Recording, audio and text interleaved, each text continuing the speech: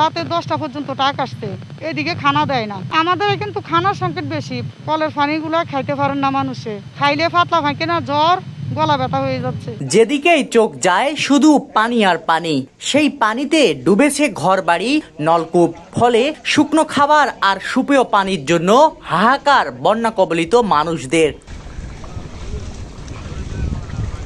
এছাড়াও দেশের সব জায়গা থেকে ত্রাণ গেলেও সেটা ঠিকভাবে পৌঁছাচ্ছে না বিচ্ছিন্ন হয়ে পড়া গ্রামীণ ও প্রত্যন্ত অঞ্চলগুলোতে। ফলে দুর্গত এলাকার মানুষদের দিন কাটছে চরম কষ্টে। এমন চিত্রের দেখা মিলেছে কুমিল্লার বেশ কিছু উপজেলায়।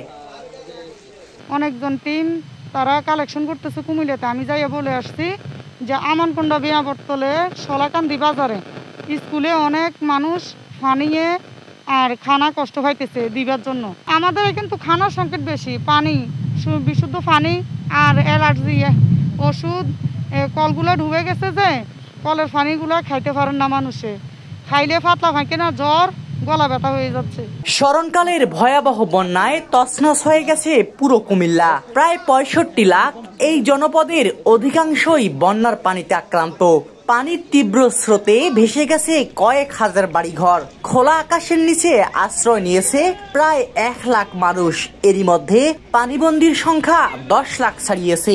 শুকনো খাবার, বিশুদ্ধ পানি, ঔষধ সহ প্রয়োজনীয় উপকরণের সংকটে দিশেহারা বানভাসীরা। কারণ অনেক কিছু সমস্যা, খানা দানা বহুত কষ্ট পাইতেছে, মনে করেন কেউ কিছু দিতে পারতেছে না। এই জন্য এখন আমার খালা ঢাকাতে যাবে টাইমে, এখন কিছু খাবার দিছে, এই জন্য বাইরে নিতে আসছে। হ্যাঁ, ওষুধ তো লাগে না, কিছু পাই নাই। গত কয়েকদিনের টানা বৃষ্টি ও ভারত থেকে নেমে আসা ঢলে কুমিল্লায় বন্যা শুরু হয়। এরই মধ্যে জেলার 14 গ্রাম, নাঙ্গলকোট, লাকসাম, মনোহরগঞ্জ, সদর দক্ষিণ, বরুড়া, বুড়িরচং, ব্রাহ্মণপাড়া সহ জেলার 17টি উপজেলার মধ্যে 14টি উপজেলায় বন্যা কবলিত হয়ে পড়ে। সবখানেই বন্যার্তদের মাঝে হাহাকার দেখা গেছে।